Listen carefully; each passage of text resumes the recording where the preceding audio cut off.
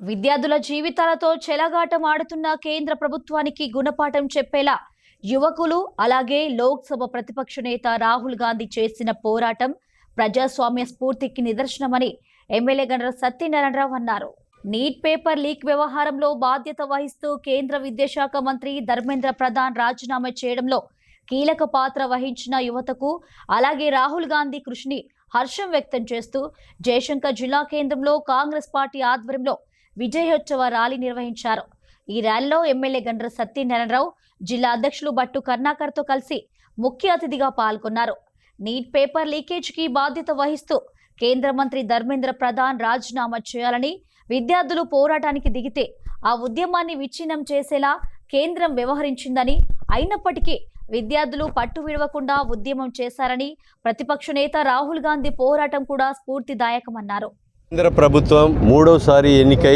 14 సంవత్సరాల వ్యవధిలో ఈరోజు 27 సార్లు విద్యార్థుల జీవితాలతో ఆటాడుతూ పేపర్ లీకేజీను కోట్లాది రూపాయలకు అమ్ముకునే విధంగా చదువుకునేటువంటి విద్యార్థులకు ఉద్యోగాలు రాక సంవత్సరానికి 2 కోట్ల ఉద్యోగాలు ఇస్తానని మోసం చేయడమే కాకుండా పేపర్ లీకేజీలు చేసి కోట్లాది రూపాయలు సంపాదించుకునేటువంటి మరి వివిధ రకాల పరీక్ష పేపర్లు మరి అనేక సార్లు 26 సార్లు లీక్ చేసి నిన్న నీట్ పేపర్ కూడా లీక్ అయిన సందర్భంలో విద్యార్థులు విసుకెత్తి భారతదేశంలో ఉన్నటువంటి చదువుకునేటువంటి విద్యార్థులు హాస్టల్లో చదువుకొని బువ్వ దొరికినా దొరకకున్నా ఈరోజు మంచి విలువలతో కూడినటువంటి విద్యను చదువుకున్నటువంటి విద్యార్థులందరూ కూడా జీవితాలతో ఆడుకుంటుంది ఈ మోడీ ప్రభుత్వం అని చెప్పి ప్రజాస్వామ్య పద్ధతిలో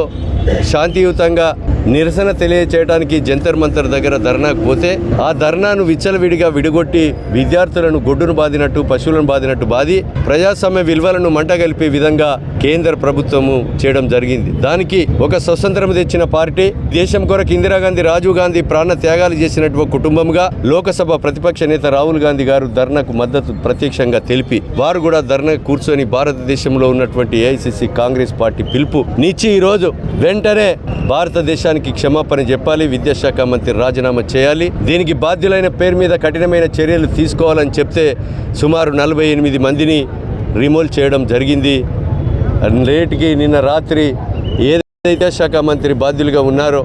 విద్యాశాఖ మంత్రి ధర్మేంద్ర ప్రధాన్ కూడా రాజీనామా చేయడం జరిగింది. నీట్ పేపర్ లీకేజీపై కేంద్ర మంత్రి ధర్మేంద్ర ప్రధాన్ గారు బాధ్యత వహిస్తూ ఈరోజు రాజీనామా చేయడం జరిగింది. రాజీనామా విద్యార్థులు,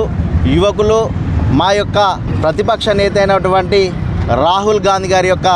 విజయమని సందర్భంగా తెలియజేయడం జరుగుతోంది. ఈ యొక్క విజయం ప్రజాస్వామ్యాన్ని కాపాడినటువంటి విజయంగా మేము అందరం భావించడం జరుగుతోంది. రాహుల్ గాంధీ గారు కూడా ఏదైతే విద్యార్థులను ఎప్పటికప్పుడు ఏ విధంగా ఈ నీట్ పేపర్ లీక్ అయితే ఎలాంటి ఇబ్బందులు జరుగుతాయని ఈరోజు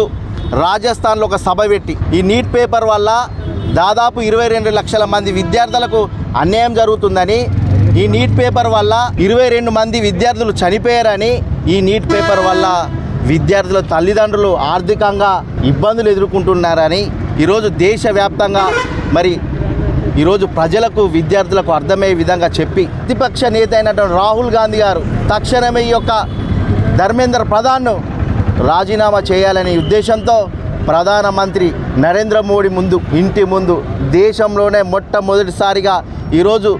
ప్రధానమంత్రి ఇంటి ముందు నిరసన తెలిపినటువంటి ఏకైక మొగాడు ఈరోజు రాహుల్ గాంధీ గారు. వారు చేసినటువంటి ఈ పోరాటం వల్లనే ఈరోజు నైతిక బాధ్యత వహిస్తూ కేంద్ర విద్యాశాఖ మంత్రి అయినటువంటి ధర్మేంద్ర ప్రధాన్ గారు ఈరోజు రాజీనామా చేయడం జరిగింది.